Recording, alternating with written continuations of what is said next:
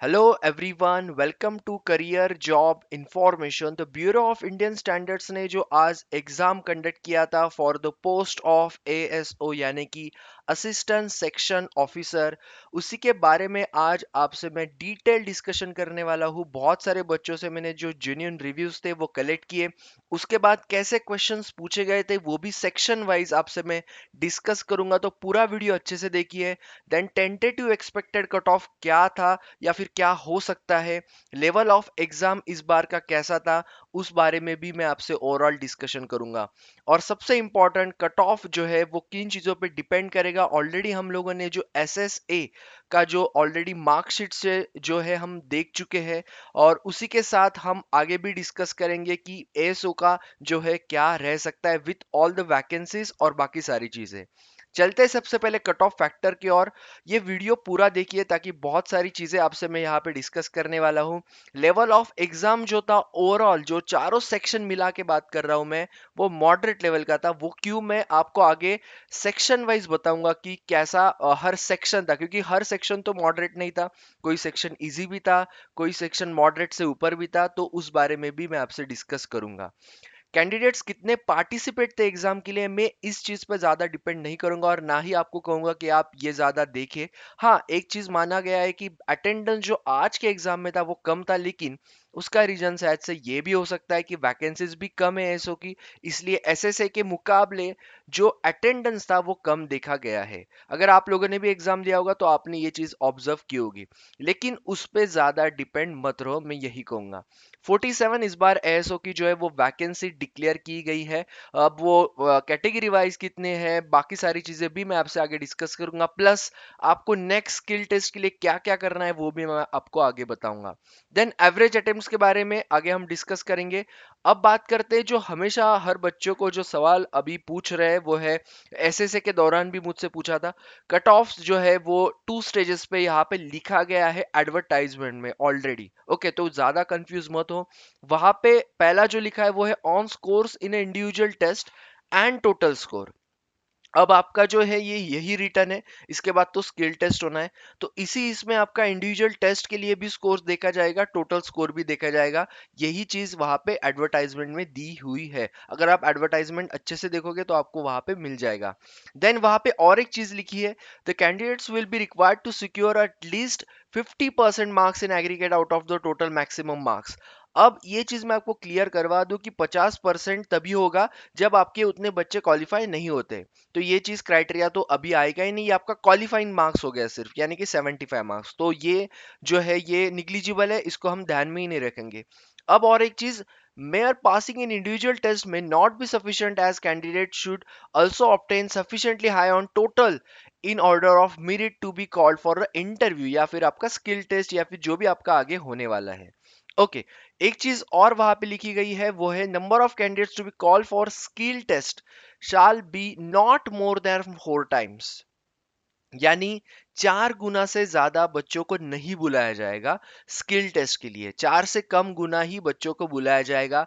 ये भी जो है आपके एडवर्टाइजमेंट में ही दिया हुआ है, उसी से मैंने ये आपको आपके लिए लिखा है। Okay, in order of merit from among the candidates who have secure at least 50% in aggregate. तो ये तो क्वालिफाइंग हो गया 50%, लेकिन 4 से 4 गुना यानी कि 4 से कम गुना बच्चों को जो हर पोस्ट वाइज हर कैटेगरी वाइज यहाँ पे आगे स्किल टेस्ट के लिए बुलाया जाएगा।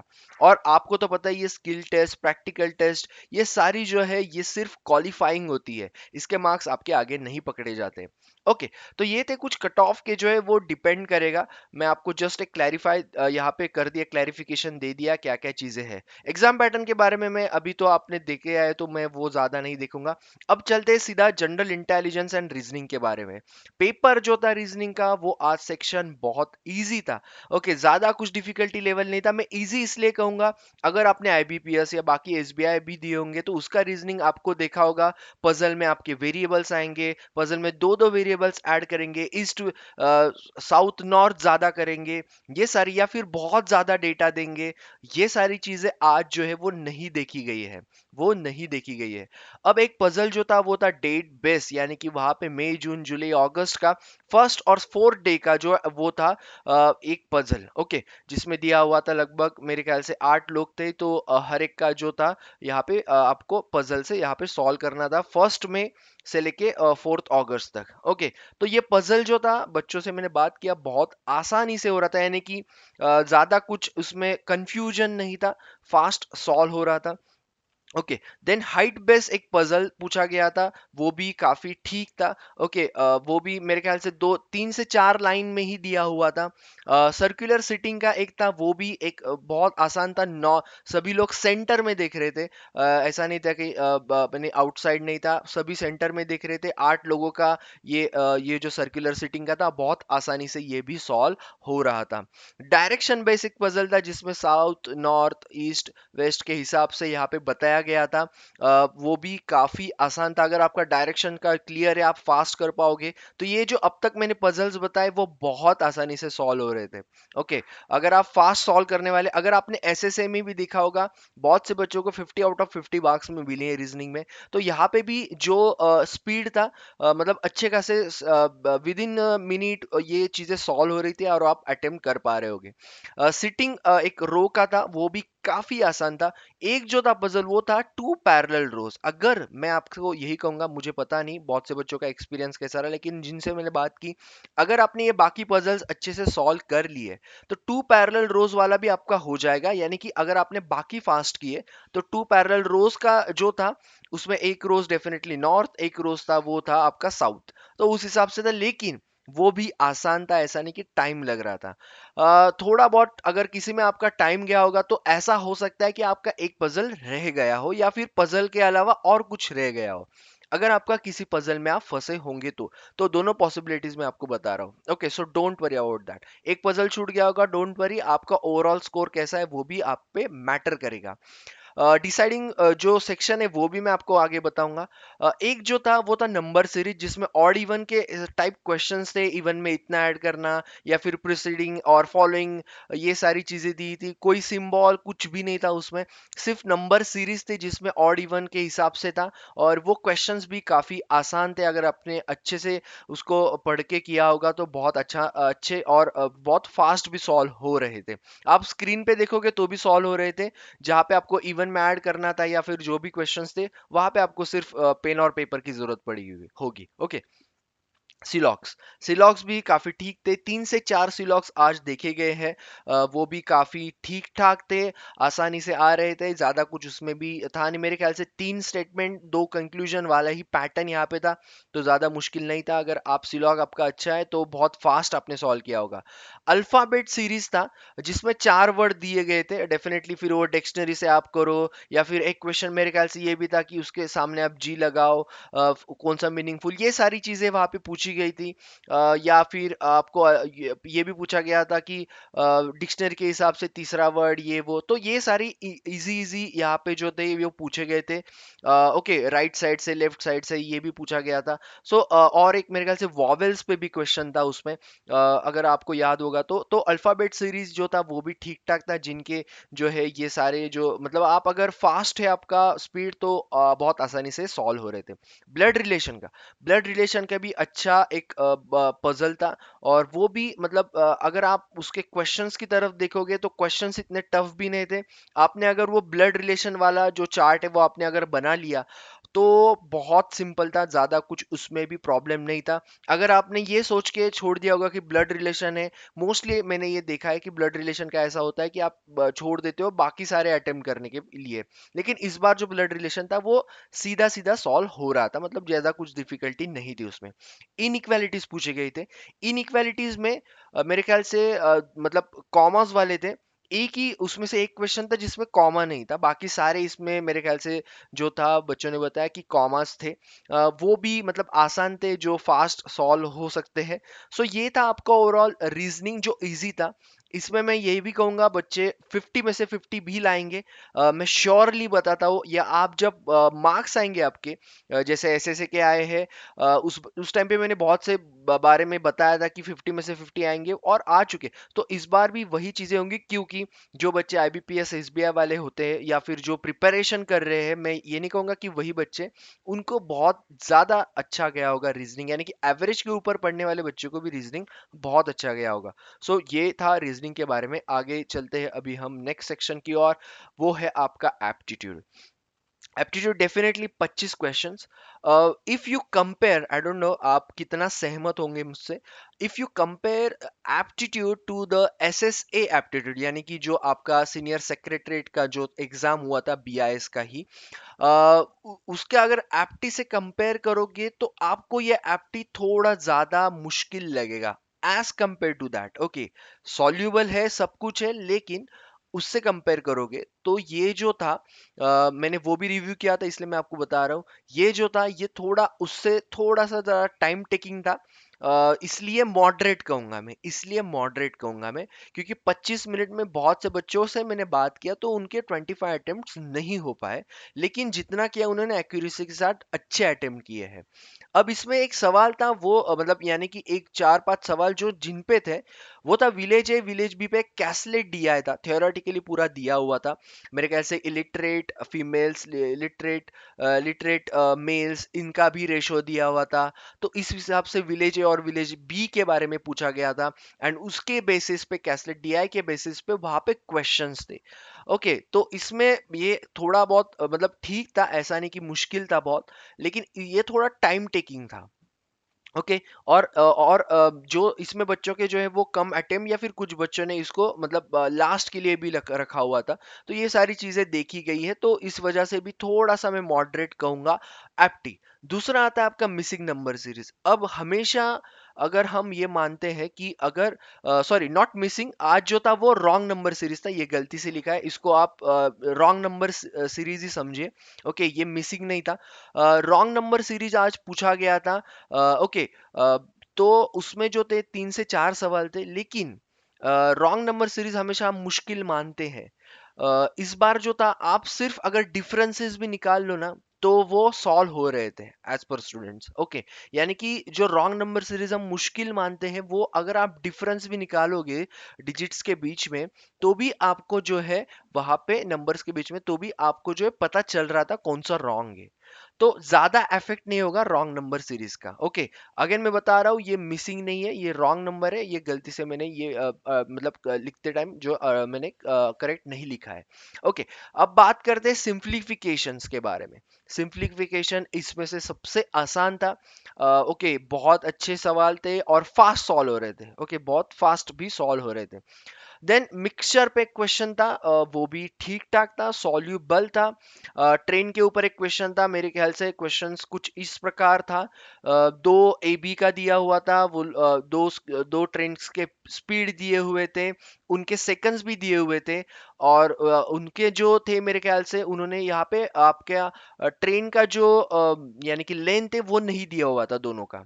आपको फिर ट्रेन का लेंथ उसमें से निकालना था, और लास्ट में दिया था कि मेरे ख्याल से ट्रेन ये ए या बी किसी का तो भी था कि पोल को पास करते टाइम कितना सेकंड में या ये पास करेगा। तो ऐसा कुछ सवाल था, मेरे ख्याल से 10 वगैरह उसका आंसर भी था। पूरा नहीं पता, लेकिन मेरे ख्याल से हो सकता है, आप कमेंट बॉक्स में वहां पे लिख सकते हो अगर कुछ गलत मैंने बताया होगा तो, या फिर इसमें कुछ आपको ऐड करना है। एज के बारे में एक सवाल था, वो भी ठीक था।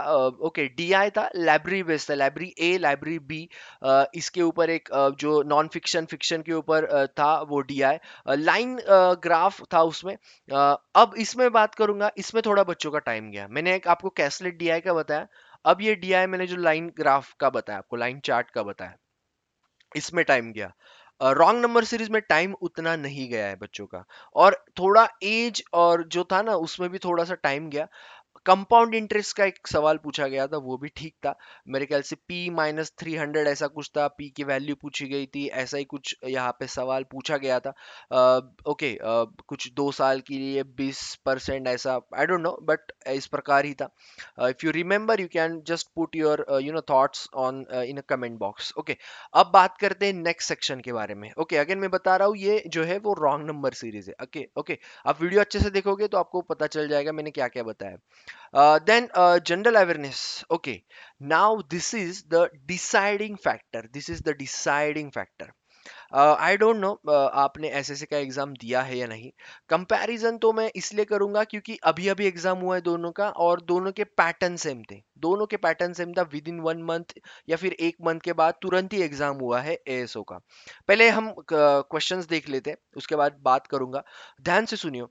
ओके, और इसमें अगर मेरा कुछ सवाल यहाँ पे मैंने जवाब कुछ गलत लिखा होगा तो आप कमेंट बॉक्स में उसको लिख भी सकते हो, या फिर किसी का जवाब नहीं लिखा है मैंने वो भी आप लिख सकते हैं, या फिर कोई क्वेश्चन गलत है आप वो भी वहां पे लिख सकते हैं, don't worry.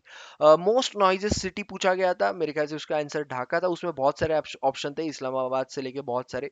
England open badminton winner जो है वो उसके विक्टर जो था, वो तो सही है, वो वही जीते थे। एशियन 86 केजी रेसलर, इसका मेरे ख्याल से दीपक पुनिया आंसर था। पूछा गया था, सिल्वर पूछा गया था मेरे ख्याल से। जारवा एंड ओंगे जो है ट्राइब कहाँ से है, वो Andaman Nicobar. Top steel producing nation of world from January to March 2022।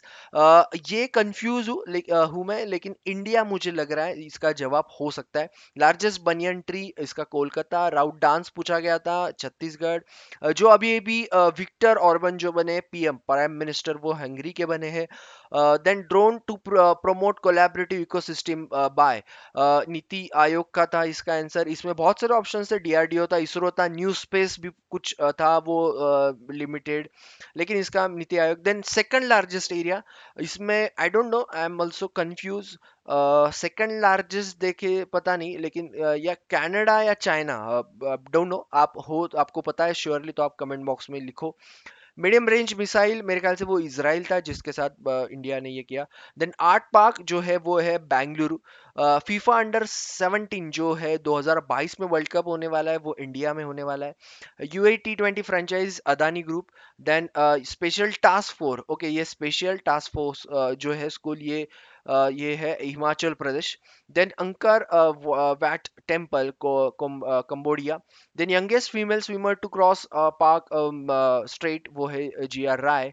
Then pure green hydrogen yes pilot planned by oil india limited in which state, so ये आसाम है।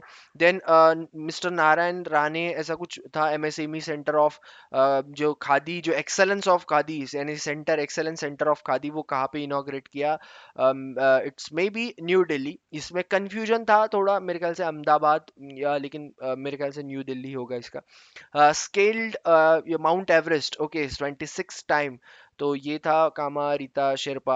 Then Indian woman to scale peaks about 8000 metre, Priyanka Mohite. Then boy who wrote constitution book, वो था Rajesh Talwar. Press for freedom index 2022 top by Norway. Prestigious entrepreneur leadership award by ICC Vivek Lal. And last one is joint जो हुआ है on green hydrogen task force between India and, पूछा गया था कौन सा, तो वो जर्मनी। ये थे पूरे सवाल। Now I will say that completely ये आपका डिसाइडिंग फैक्टर होगा। क्यों होगा मैं आपको बता दूं। आपने एसएसए के स्कोर भी देखे होंगे, सबके मार्क्स रीजनिंग में बहुत है, यानी कि थोड़ा बहुत फर्क होगा लेकिन बहुत है। आप इंग्लिश देखोगे उसमें भी बहुत है, एप्टी हम देखोगे उसमें भी बहुत है। आपका कहाँ फैक्टर आता है, वो आता है आपका जनरल अवेयरनेस, ये आपको भी पता है। अगर मैं कंपेयर करूंगा अगेन एसएसए के साथ, सो आई फील दैट एसओ का जो जनरल अवेयरनेस था वो थोड़ा सा मॉडरेट प्लस था एज कंपेयर टू एसएसए, क्योंकि उसमें कुछ आसान सवाल ऐसे थे तीन चार, मतलब ऐसा आसान नहीं कहूंगा, आपने पढ़ा होगा तभी आया होगा, लेकिन वो हो रहे थे सॉल्व।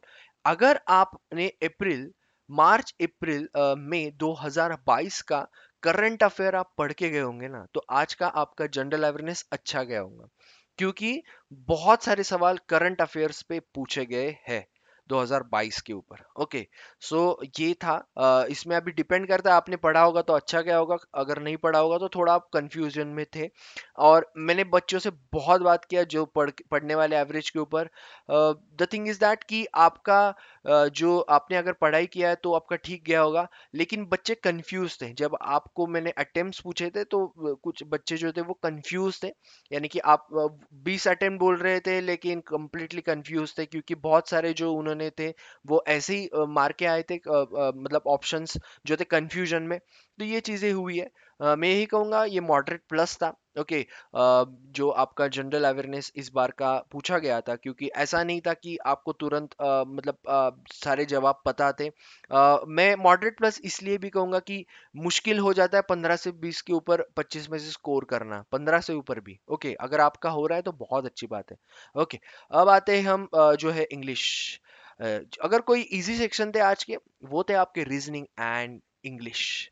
ओके, अब इंग्लिश में जो पूछा गया था, सबसे पहले मैं आऊंगा पैसेज की तरफ। आई डोंट नो आपने पैसेज पढ़ा है नहीं, लेकिन मेरे ख्याल से वो डॉग यानी कि हमेशा जो सर्वेंट बनने की मतलब ये करता है, एंड फाइंडिंग हिज मास्टर, वो सारी चीजें दी गई थी उसमें। Wolf, bear, then lion, man, ऐसे दिए हुए थे।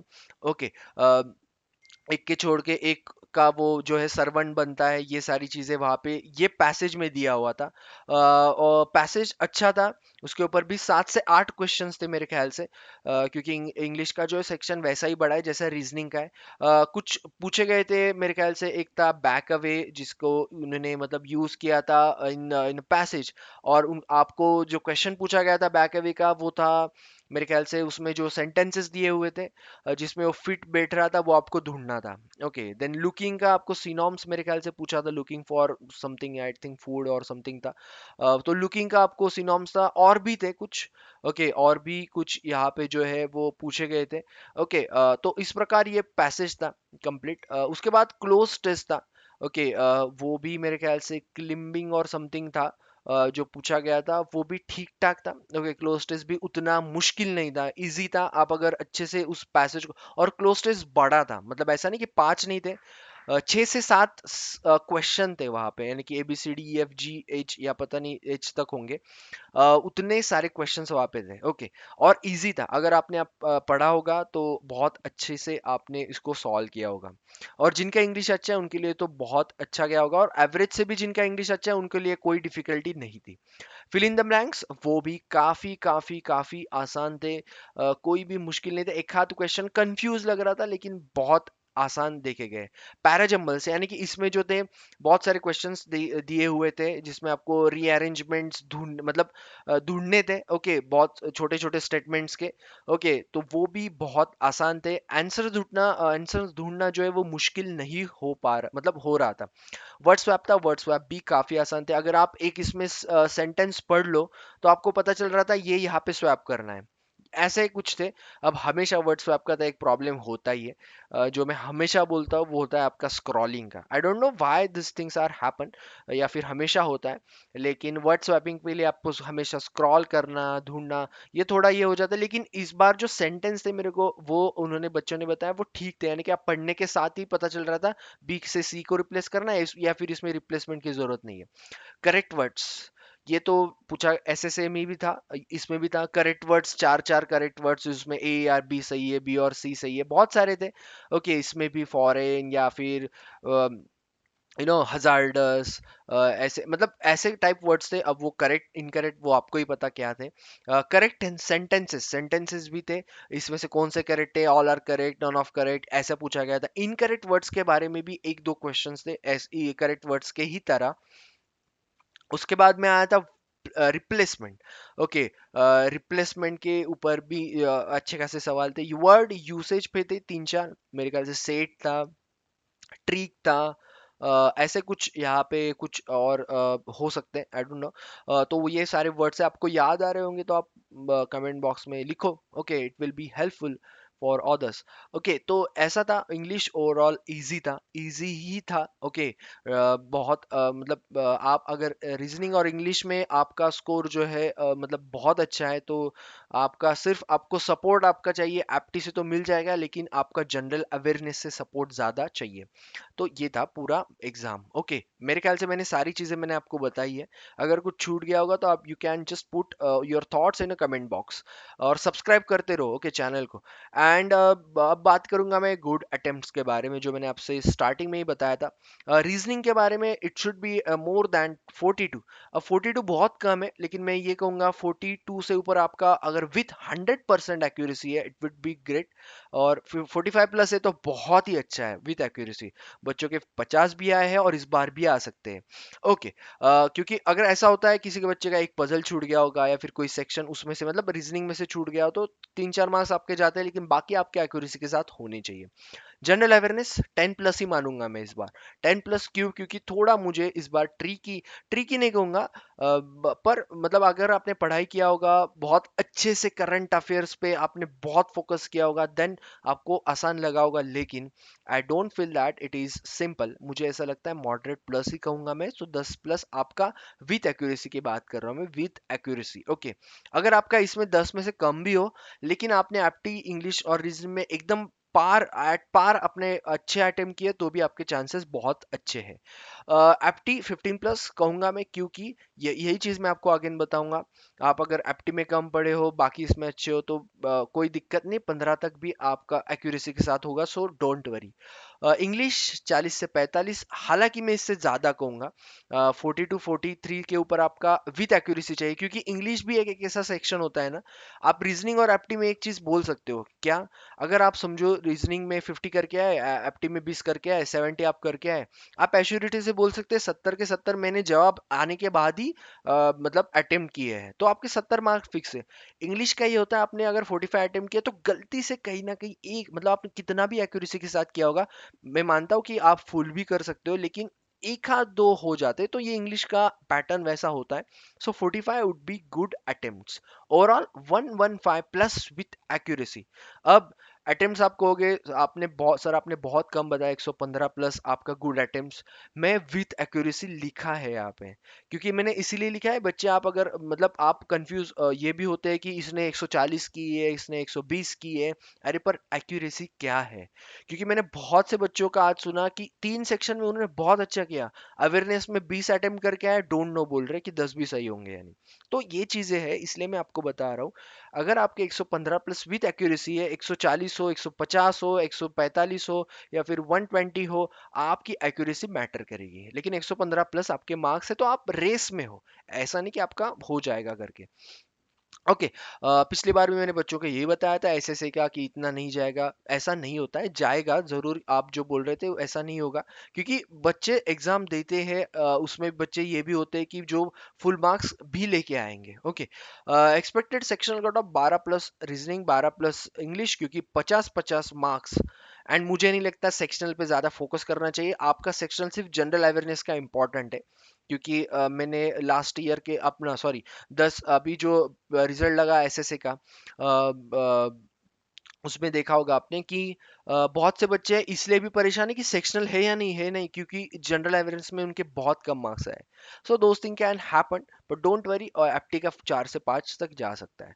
ये था गुड आइटम्स। अब मैं बात करूंगा जो सबसे इंपॉर्टेंट आते हैं, वो है आपका एक्सपेक्टेड कट ऑफ। ओके, इसके बाद मैं आपको बताने वाला हूँ आगे का एग्जाम कैसा होगा skill test. So don't leave the video. Okay, cut off पढ़ के। और ये टेंटेटिव है, this one is completely tentative. UR के 19 वैकेंसी है, आप उसमें अगर 4 गुना भी करते हो, ओके, तो 76 होता है। 128 से लेके 132 तक ये कट ऑफ रह सकता है। ईडब्ल्यूएस का जो है 5 ही वैकेंसी, 120 से लेके 125 तक। एससी का 115 से लेके 120 तक। हालांकि एससी के मार्क्स भी बहुत काफी अच्छे आए एसएसए में, लेकिन थोड़ा सा मैं एसएसए से कंपेयर करूंगा ना, इस एग्जाम को आप भी करोगे, तो आपका अटेम्प्ट थोड़ा कम हो, या पता नहीं आपका सेम भी हो सकता है, लेकिन पेपर तो थोड़ा सा उससे थोड़ा सा मॉडरेट था उससे। ओके, एसटी 3 वैकेंसी, 105 से लेके 110 तक रह सकता है। ओबीसी 14 वैकेंसी है, तो 122 से लेके 126। ये कंप्लीटली टेंटेटिव है, +-2 पकड़ के आप चल सकते हो। ओके, अब बात करते हैं नेक्स्ट के बारे में। वो है आपका ऑनलाइन एग्जाम हो गया है, अब है आपका स्किल टेस्ट। उसमें क्या होगा? आपका computer proficiency test. The test shall comprise the course of the level 6 of national skill qualification framework which shall be qualifying in nature, जो आपको मैं स्टार्टिंग से बता रहा हूँ, and that would be the typing. Okay, then next आपका होगा, वो होगा टाइपिंग स्पीड टेस्ट। तो आपका पहला क्या होगा? सीपीटी जिसको हम बोलते हैं कंप्यूटर प्रोफिशिएंसी टेस्ट, जिसमें आपको कंप्यूटर के ऊपर सवाल होंगे, और उसके बाद आपका तुरंत होगा टाइपिंग स्पीड टेस्ट। ये दो टेस्ट आपको क्लियर करने होंगे। एंड 35 वर्ड्स पर minute, okay, in English, and 30 words पर मिनट इन हिंदी। और है, दोनों नहीं करने आपको, इसमें से एक आपका होना चाहिए। सो प्रैक्टिस करो। Test allowed 10 minutes. The test shall be qualifying in nature. दोनों के दोनों आपके first and second qualifying nature ही होंगे, सीपीटी एंड टीएसटी। ओके, तो ये था पूरा पैटर्न, पूरा मैंने आपसे पूरी तरह से डिस्कस किया जो जो चीजें आई है। If you feel that something is missing तो आप या फिर पूछ सकते हो कमेंट बॉक्स में, कमेंट कर सकते हो। आपको ये वीडियो अच्छा लगा होगा, तो मैं ऐसे ही आपके लिए जॉब्स और एग्जाम एनालिसिस लेके आऊंगा हर दिन। जो भी एग्जाम्स होंगे, जॉब्स तो आपको हर दिन मिलेंगे। चैनल को सब्सक्राइब करना मत भूलना, बेल आइकन को हिट करना मत भूलना, और वीडियो को शेयर करो जिन भी आपके दोस्तों ने एग्जाम दिया होगा, या फिर आपका बाकी जो पोस्ट है कुछ एग्जाम बचे होंगे तो उसके लिए भी आपको हेल्पफुल हो सकता है, क्योंकि करंट अफेयर्स तो हर जगह पे आपको हेल्पफुल होंगे ही होंगे। जैसे कि सीजीएल भी आ रहा है, तो बहुत सारी चीजें अभी रनिंग है। So all the best everyone, hope so आपके अच्छे स्कोर आए, आपका जल्दी से जल्दी आपको जो भी ड्रीम है वो कंप्लीट हो जाए। So thank you all, and all the best. Stay tune everyone, and subscribe and bell icon को हिट करना मत भूलना। ओके,